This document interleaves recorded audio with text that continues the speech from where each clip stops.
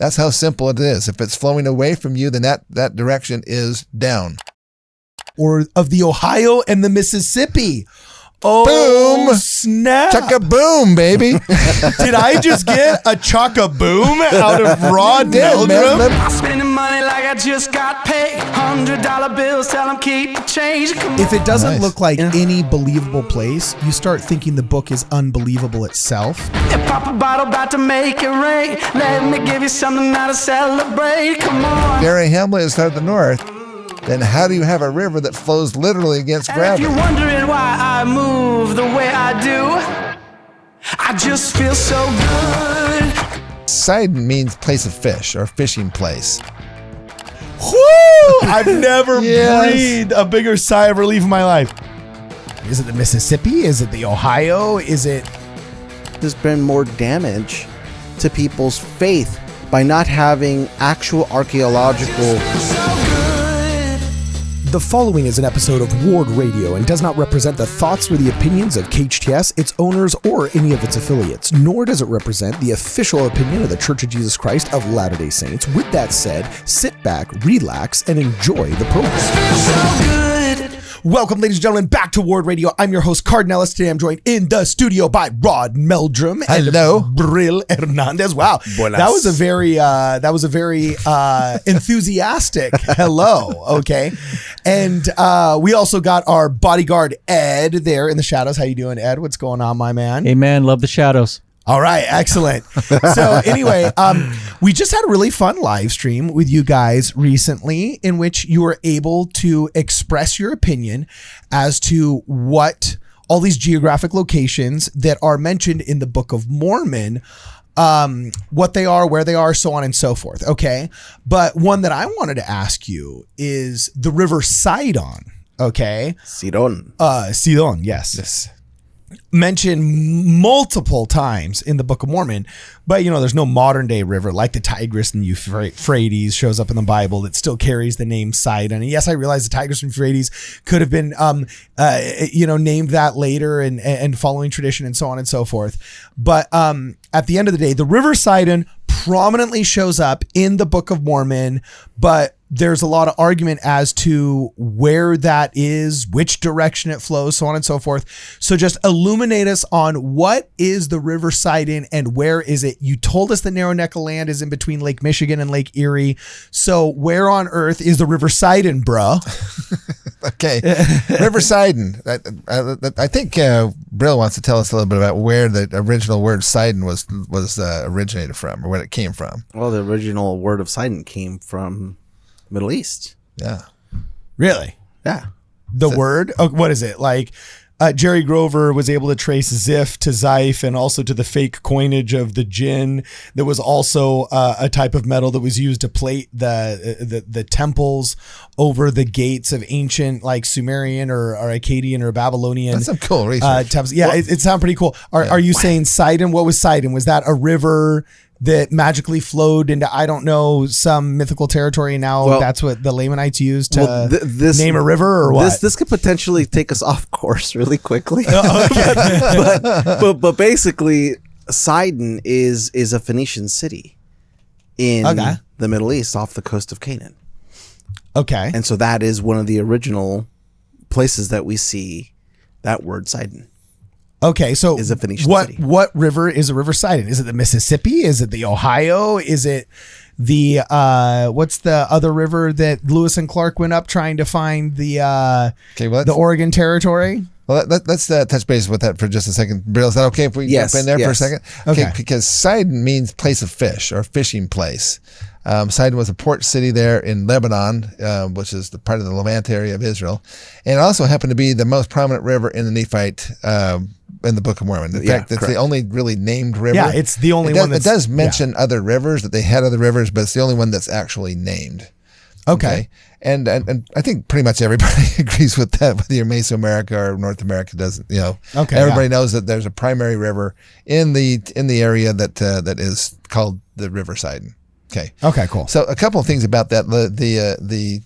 The Mississippi River in North America actually is the word Mississippi comes from Mississippi, which is a river fish. Basically, that's a fishing river. Sipu is a river. That's from James Cowles Pritchard in Natural History of Man. And then it means fishing town, according to Frederick Carl Elson, citing a study in Oriental History, Volume 4, Columbia University Press, 1907. So that goes clear back to that time frame. But the Mississippi River is an interesting factor because it actually is really the only river, if you consider the Mississippi as a system. In other words, all of the tributaries that go into it, which today we have named individual names, like, we have the Illinois, we have the Des Moines, we have the Ohio, the Mississippi, which are all really, really wide, mile-long rivers. Exactly. Yeah, they're massive. Yeah, exactly. But they're all part of the same river system that drains the entire interior of America, which is essentially right where the Hopewell Mound Builder culture lived. Okay. So kind of west of the Appalachian Mountains. So which one is the river SIDON? You've mentioned 4 rivers. Are you staking your claim on Mississippi? Because I got to tell you, all of them, as a group, is the SIDON River. Oh, come on. Come on. How is that supposed to hold water? Oh, it holds tons of water. More dang water than you can actually drink in a lifetime. Let me tell you right now. I stepped on that. Okay. Well, I got to tell you. All right. I'm still gunning for that job at Scripture Central. So I'm not accepting all of this Heartlander heresy yet. Okay. I want to keep my temple recommend too.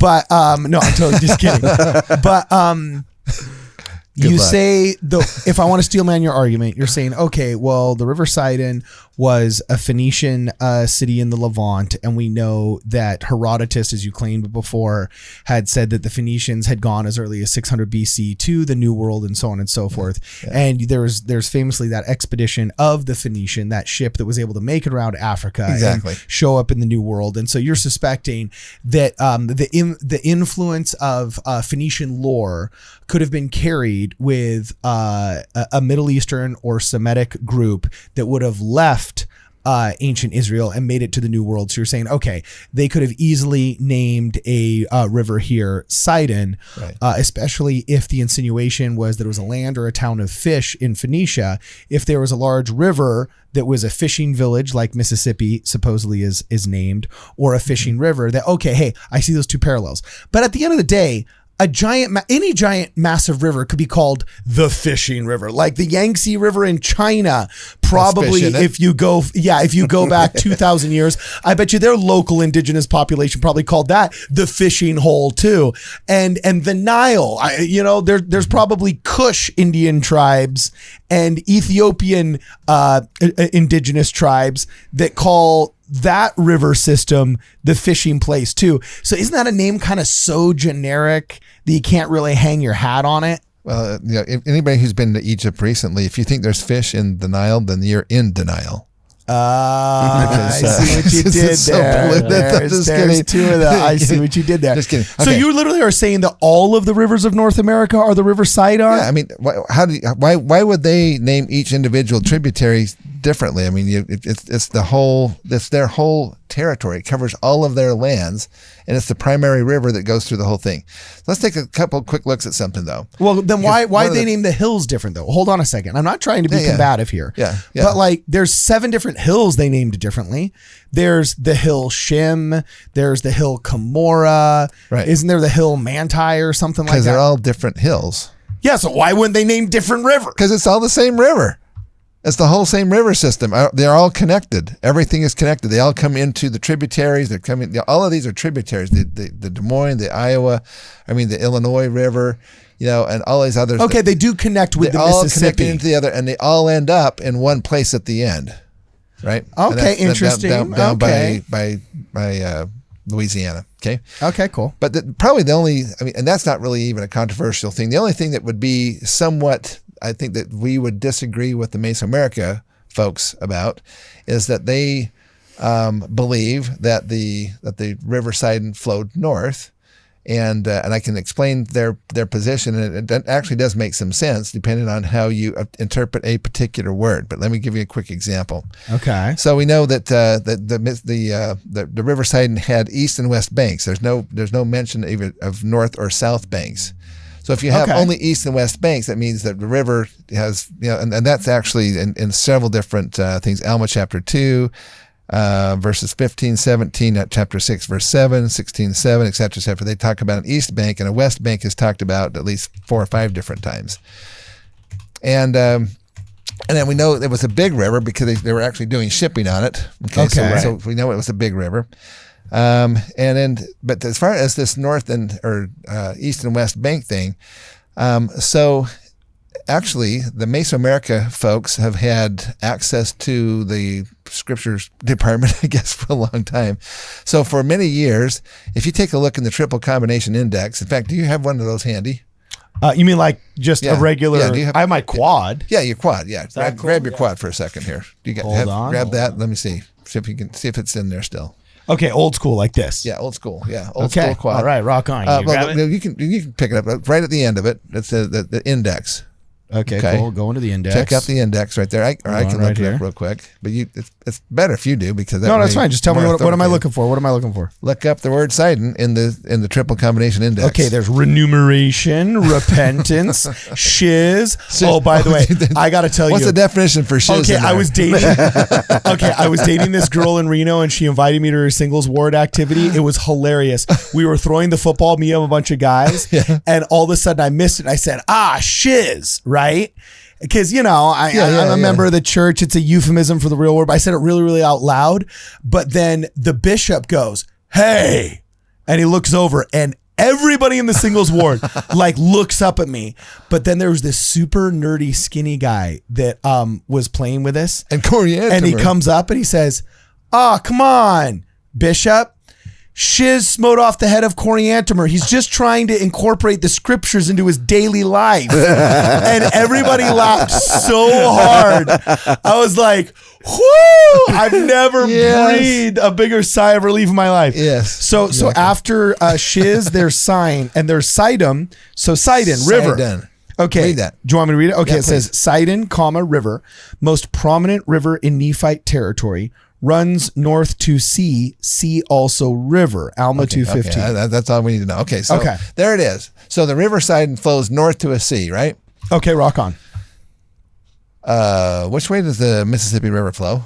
Well, south into the Gulf of Mexico. So bottom line, Heartland model's done. We might as well just fill it up and go home, right? Yeah. Back up our stuff. Okay. Where does it say it flows north to the sea? Where in the scriptures? That was the whole question because it ended up in the triple combination index. And so I ended up writing a white paper and we ended up getting into the scriptures committee. And I basically asked them the question, where does it specifically state in the Book of Mormon that the river Sidon flowed north? Is that like modern revelation or something? And they said, no. But actually they said, well, it's an extrapolation, right? And the extrapolation is basically this.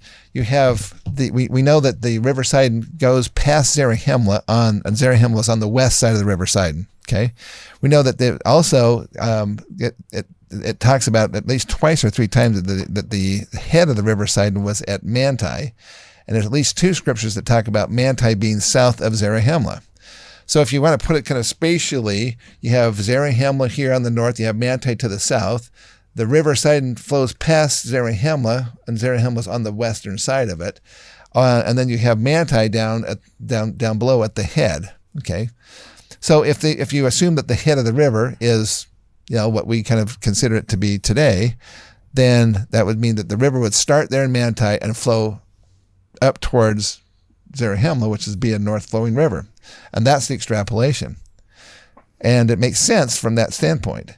But the interesting thing is I thought, what does the head of the river mean? If you go back to Noah Webster's 1828 dictionary, it actually talks about the head as that big bulbous thing that sits on your shoulder. Is one definition. Okay, yeah. And it also talks about the head, and it says see conflux, CONFLUX.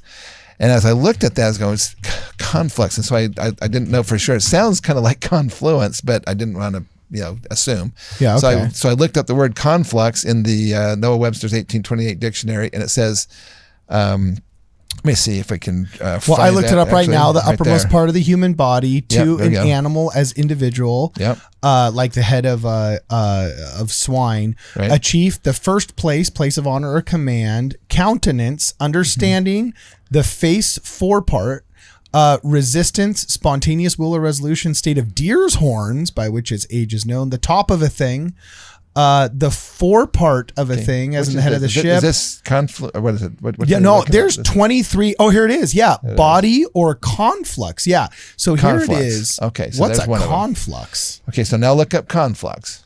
Okay. So now I got to go to the 1828 This is awesome because I've never done this live like this before. So you never had? Okay. Yeah. Look up conflux. Conflux. Okay. Right here. It comes up. A flowing together, a meeting or two or more currents of a fluid, a collection, a crowd, a multitude collected as a general conflux of people. So a flowing together.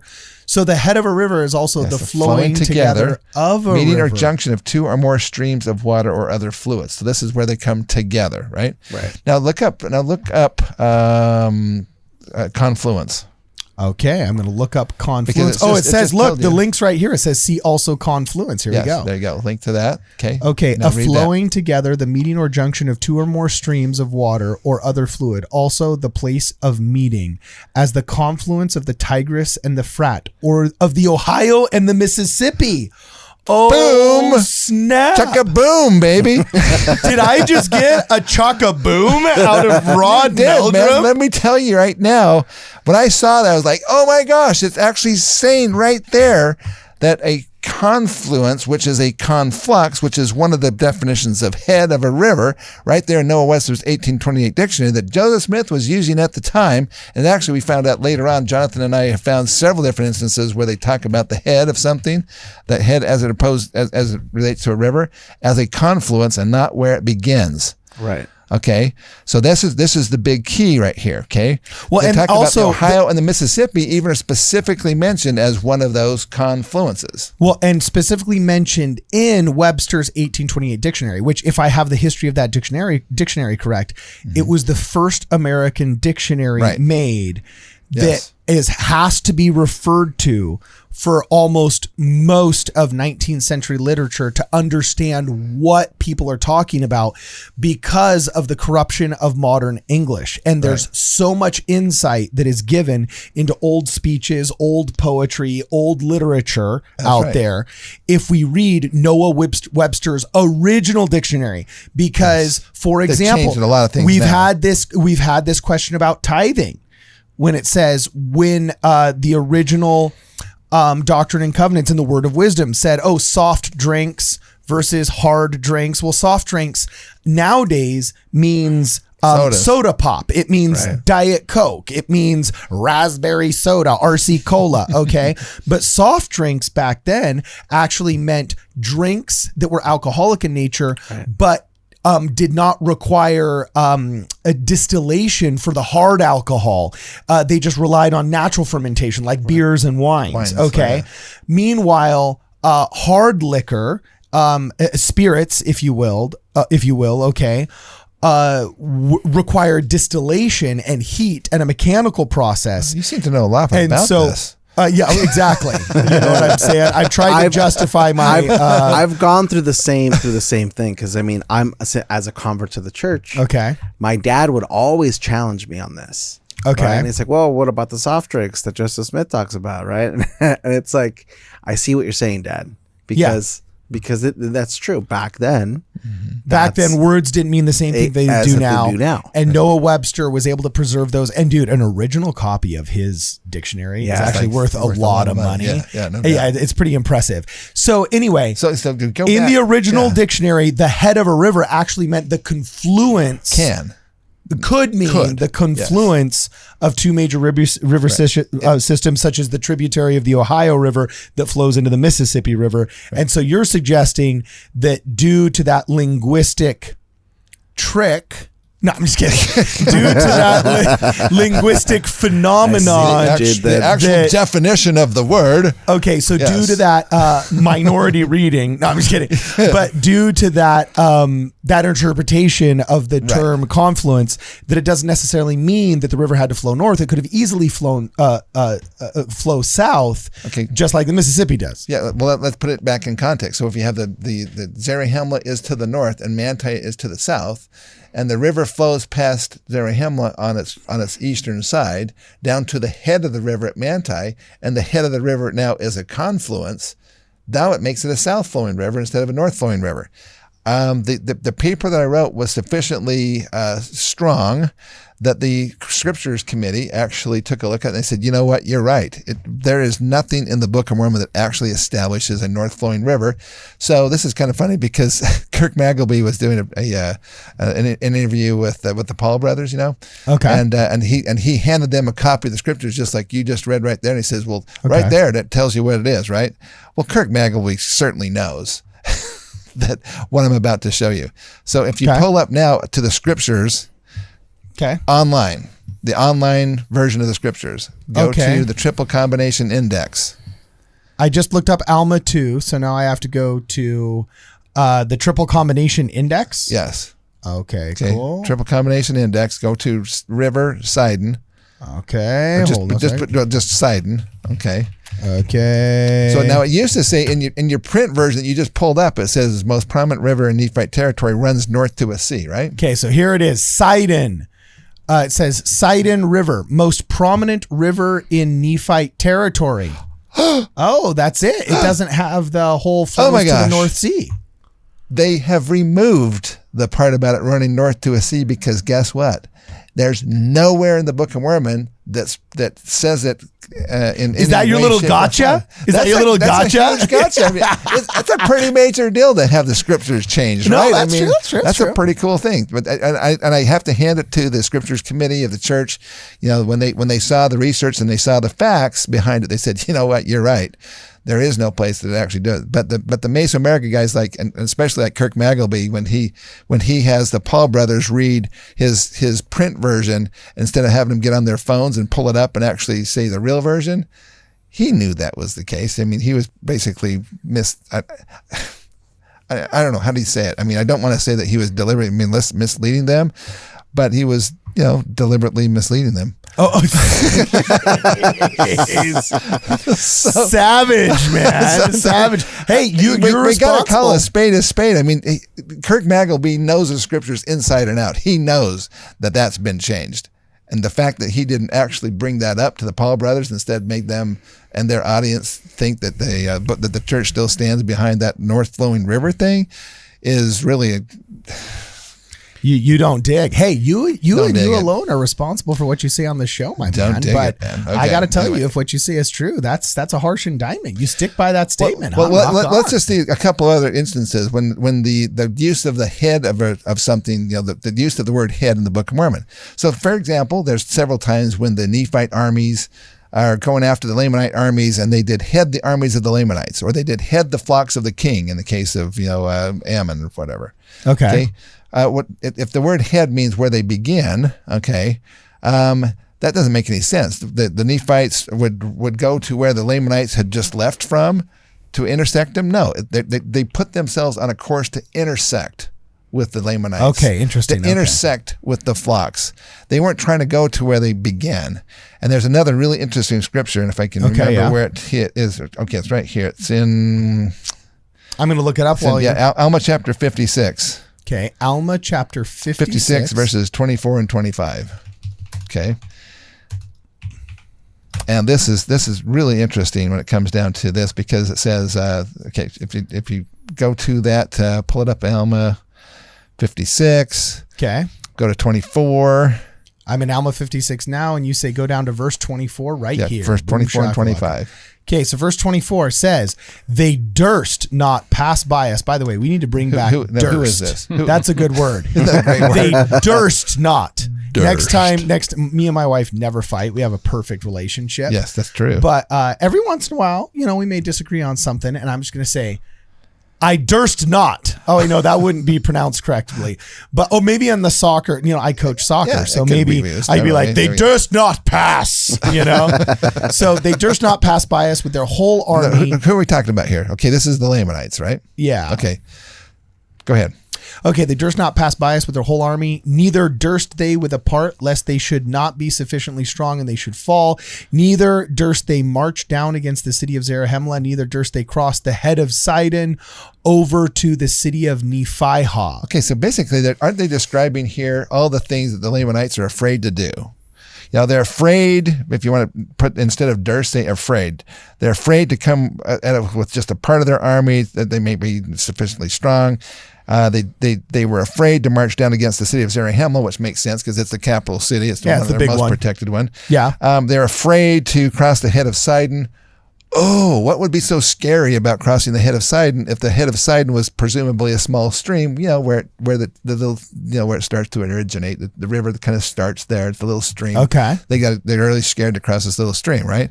But it doesn't make any sense in that sense. Yeah. It only makes sense if the head of the Sidon River was the confluence where 2 mile-wide rivers meet. And if there's going to be major turbulence, and there's probably you can't swim across that. And live, you know. It says, or at least, you'd probably live, but you'd just be washed down. You'd be washed miles down the river. Miles down the river. You don't want to cross there. You could probably. There are people who have swam across the Mississippi River, but it depends also the time of the year. Okay. And that's another factor that we think, and that I brought up to the scriptures committee. It says, I think that it could be, and it could be either one. Maybe the head is where the river begins, but this doesn't make any sense in that situation. It only makes sense if the head of the river is actually the confluence definition, and that would be what they were afraid of. Okay. All right. There we go. So I just want to make sure I understand you correctly. You're saying the River Sidon is the Mississippi and all of the tributaries that feed into it. That's right. But if you're saying the River Sidon could also be any of the tributaries, like the Ohio River, the Missouri River, what's the other river? Not the Iowa River. What's it called? The Illinois River. Okay. The Des Moines River. The Des Moines River. A bunch of them. If it could be any of those major rivers. All of those major rivers. All of those major rivers simultaneously. Then couldn't Zarahemla just as easily be on a western shore of the Ohio River, or a western shore of the Des Moines River, and not necessarily off the Mississippi? Don't you kind of create a geographical problem by adopting that definition that it could be all the rivers and not the main drag, right? Because the Mississippi River is significantly larger, like in a really big way, than all these tributaries that you mentioned. Is it not? Or have I just not seen a wide enough part of the... It's not necessarily. The Ohio River is actually just a little bit bigger than the Mississippi River at the confluence where they actually meet. Because the Ohio has several tributaries that come into it as well. It has the Tennessee River and a bunch of other smaller rivers that come into it. But it's actually a bigger That could river. Be my ignorance. I confess I've only driven over the Ohio River twice. I've only driven over it twice, and the bridge was a big river. Yeah, you know what I'm saying? Big old river, yes. But the Mississippi, when I drove over the Mississippi, I thought I was driving over a freshwater ocean. It was like trying to go to Key Biscayne from the southern tip of Florida. It was crazy. So, that's interesting. All right. So one of the other probably biggest things I've heard the Mesoamerica folks taking issue with the river systems is this another fact, and that is that Zarahemla is definitely in the Book of Mormon north of the land of Nephi. So they go from the land of first inheritance to the land of Nephi. They go north when they do that. When they leave the land of Nephi, they go north again. They get to Zarahemla. So Zarahemla is above that. But the interesting thing is that there's up and down directions, and we don't have time to get into all of that, but it's really fascinating actually to do a deep dive on that. But whenever they go to the land of Nephi, or talking about the land of Nephi, whenever they're going towards the land of Nephi, they're always going up into the land of Nephi. And every time they leave the land of Nephi to go somewhere else, they go down out of the land of Nephi. Right. Now there's one exception. We don't have time to get into all that right now. But basically, that as a general rule holds like for 90% of all of the 99% of it. Okay. Now that kind of presents a problem though, doesn't it? Because if you have the land of Zarahemla is on the north, let me get my hand around the microphone here. So the land of Zarahemla is up here on the north. The land of Nephi is down here on the south. And the land of Nephi is up in elevation, and the land of Zarahemla is just the opposite. When you go to Zarahemla, you always go down into the land of Zarahemla. Okay, yeah. When you leave Zarahemla, you go up out of the land of Zarahemla. Okay, yeah. Now, how do they know where up and down is? One thing I always wondered when I was back there with tours and so forth, the tour groups, and say, how do they know which is up? Whether it's going up or down, because it's so flat. I mean, you can't tell if you're going up in elevation or down in elevation very easily. And then I finally realized, well, if they're using rivers as transportation, then you always know which direction is higher. Oh. Is the river flowing towards you or is it flowing away from you? That's how simple it is. If it's flowing away from you, then that direction is down, right? If it's flowing towards you, then that direction is going up. And so that's how you know up and down directions, even though you can't see, because the whole land is all pretty flat. Okay. So with that little tidbit in mind. Okay. No, it's a good tidbit. Gravity. Proving and believing in gravity that water flows downhill. That's a really good tidbit, bro. Okay, but this is the problem. Okay, so if Zarahemla is toward the north and Nephi is to the south, and Nephi is higher in elevation than Zarahemla is, then how do you have a river that flows literally against gravity? Yeah. Right? That's true. Okay. So if you have a hypothetical model like, the CES, Narnia map, okay. Oh, you're brutal, bro. Okay. You're brutal today, man. You're just on fire, man. Well, because if you have those two things like that, which direction is the river going to flow then between the land of Nephi and the land of Zarahemla? It's got to be a north flowing river again, right? Yeah. But the interesting thing is, if Zarahemla is where the Lord talked about it being potentially that named it a land called Zarahemla across the river from Nabu in section 125 verse 3 in the Doctrine and Covenants, and a revelation by the Lord to Joseph Smith, and he says, let them build up a land on the other side of the river from Nabu and call it Zarahemla. The Lord literally named it Zarahemla. And it wasn't Joseph Smith that was naming it. It was actually the Lord that named it, and we have information about that. The Mason American guy said, Joseph Smith would just use the name because it was interesting and they were already calling it that, but we actually have historical documentation that that's not the case. The first time that was ever called Zarahemla was actually after the revelation that Joseph Smith received. Okay. So there's that. Okay, so you've got Zarahemla basically being there on the northern part of it there, okay, and then you have the land of Nephi down here below. If Zarahemla is where the Lord talked about it in Doctrine and Covenants section 125, and then we have the land of Nephi basically being down by where we are talking about Chattanooga, Tennessee area. Okay. Okay. The interesting thing is which direction does the Mississippi River flow between Illinois and Chattanooga, Tennessee? Let me guess. It's like the 101 freeway where in Los Angeles, there's clogged. There's a 20 mile stretch where the 101 freeway, anybody familiar with Los Angeles knows the 101 always always runs north and south. Yeah. But it's interesting. All of the on-ramps when you go through Tarzana and Encino and out to Calabasas, if you want to take the 101 north, you're actually driving due west. Yeah. It actually flattens out for a period, goes straight towards the ocean until it starts hooking back north again. Yeah. And it's very confusing because you will be looking at your sunset. GPS. You will be looking in your rear view mirror at the little compass in your Suburban and it'll be saying you're facing due north. But then to get on the on-ramp to the 101 due south, you actually have to turn east. And it's very confusing for a lot of friends and family when they come and visit me in Los Angeles for the first time.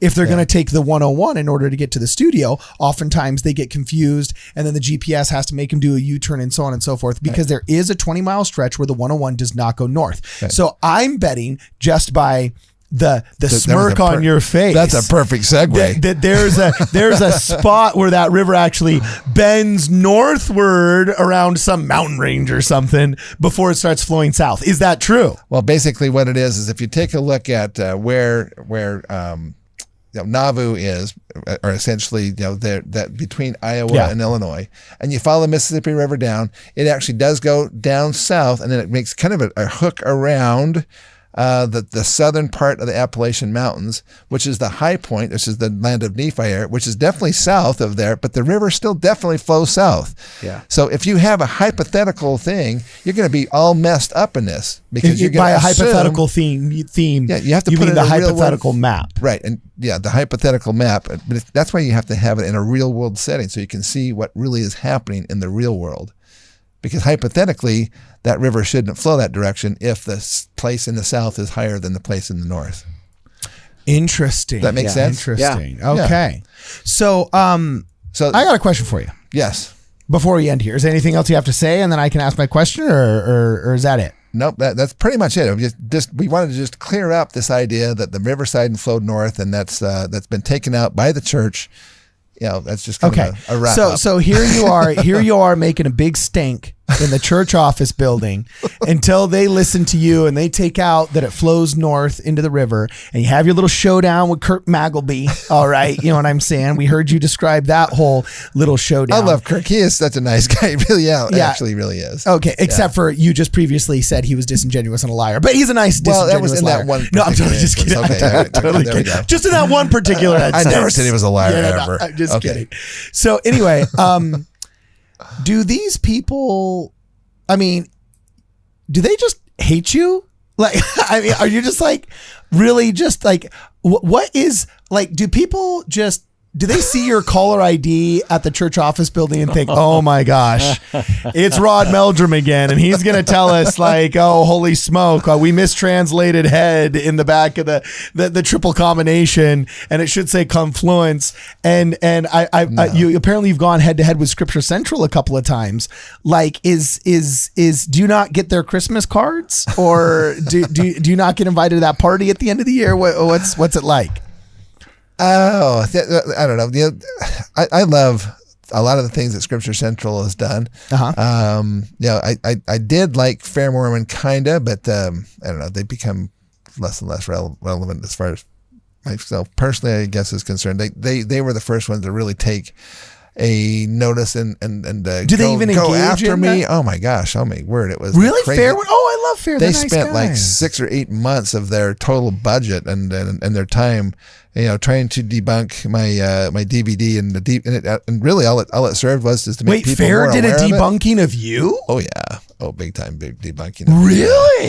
Yeah. Oh, hardcore. Oh man, they called me basically an apostate, a snake oil salesman. I mean, it was all on the up and up though.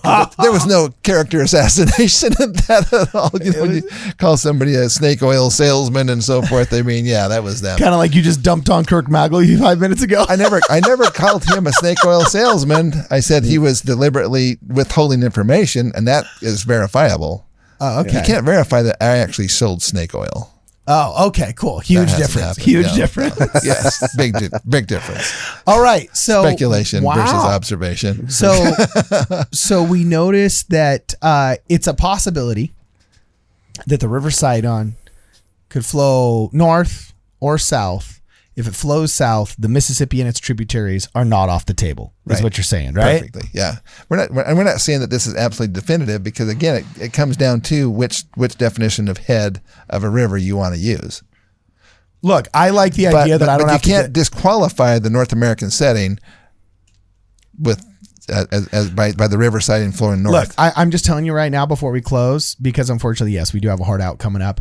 I am almost completely ready to fully embrace the idea that the River SIDON is the Mississippi, if not just because it won't require a passport to visit the city of Zarahemla once this all goes down. You know what I'm saying? Because if Zarahemla is in Mesoamerica somewhere and there's some kind of civil unrest down there, we know the State Department is going to issue a travel warning. My insurance won't cover me. My wife won't let me go. You know what I'm saying? Yeah. Whereas if it's over there, somewhere off the Missouri, if it's stuck between Arkansas and a neighboring state or whatever, if worse comes to worse, I can rent from Enterprise and drive there for 2 days with my buddies on a road trip, maybe get a cheap Allegiant ticket into some rural airport, you know what I'm saying?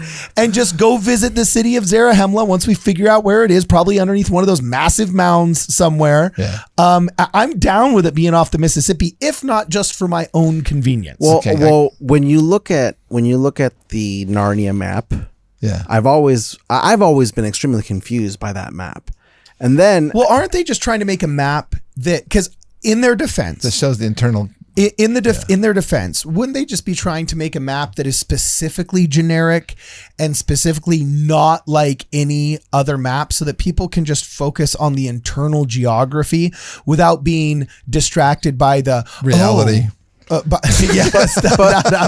there's like huge, because you're trying to teach kids the spiritual principles. Yeah, that are there, and I understand that. Like I understand that you want to have something that people can see, and that since we haven't like verified everything, right? Okay, but in the long run, in my opinion, as a convert to the church, there's been more damage to people's faith by not having actual archaeological research in the areas that we see that there's a higher potential for it to actually happen. I would not have released the Narnia map, as you guys call it, for that exact reason. Because if you release a fake map to a bunch of kids and then they look at it and they say, this is the lands of the Book of Mormon, this doesn't look like any land, north or south, that I know of. Like I've been in school all K through 12, LAUSD, right here. Yeah. LAUSD alumni. You know what I'm saying? And then you're showing me this map, and I got an A in geography, by the way.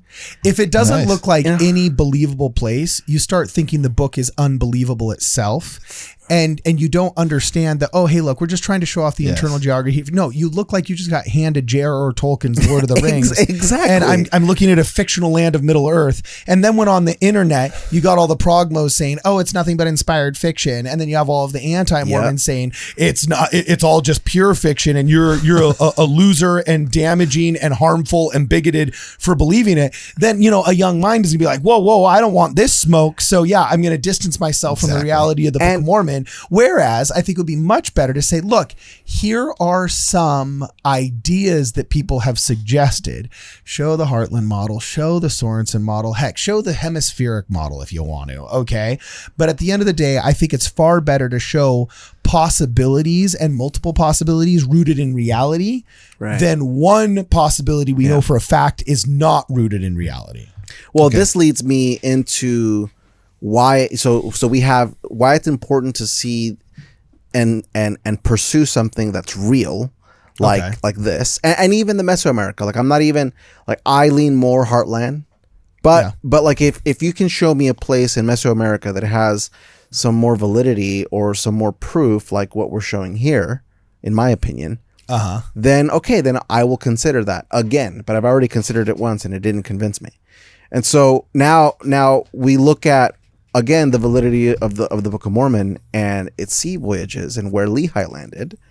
It's another parallel as to why we need to understand why it's imperative to see that Lehi could have landed in the Americas, and there has been a voyage that's done that.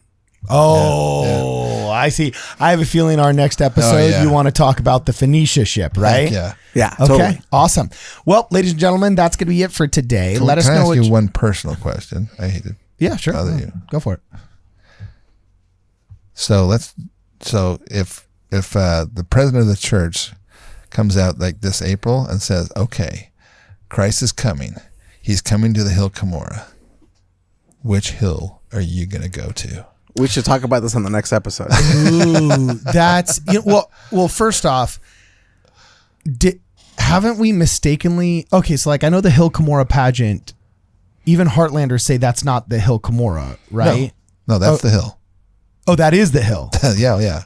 There's only one hill where they Cumorah. Do the pageant. We're one hill Cumorah guys. One hill. Yeah. The one hill Cumorah. And that's the one in New York, Western New York. That's the one. It's the one that Joseph Smith said is where it happened. Yeah. Okay. Lord, I should say. The Lord said through the revelations and translations. And Oliver Cowdery. Okay, I confess I've spoken so much about the Hill Cumorah and seen 7 different maps and heard so many different theories right now. I'm like, my inclination, if you were just asking me, if somebody put a gun to my head and said, choose which way you're walking right now, I'd walk to New York. Sweet. That's what I think, right? Because there you go. Cumorah truther. Cumorah truther. Okay, no, but hold on. That's not inconsistent with the Mesoamerican guys, though, right? Because don't they say that like it's 100% Moroni wandered because he was the only? You'd be walking to the wrong Hill Cumorah. You need to go down to Central America somewhere, in Mexico or Guatemala. So the Mesoamerican to the mountains folks of the Mesoamerican lands. Yeah. Wait, no, but wasn't it Moroni by himself, and he wandered for years and years and years and years? And we know conquistadors made it all the way from the Gulf of Mexico, for heaven's sakes, all the way to the Grand Canyon. Well, and parts of Arizona. How could he not have just wandered north northward, escaping.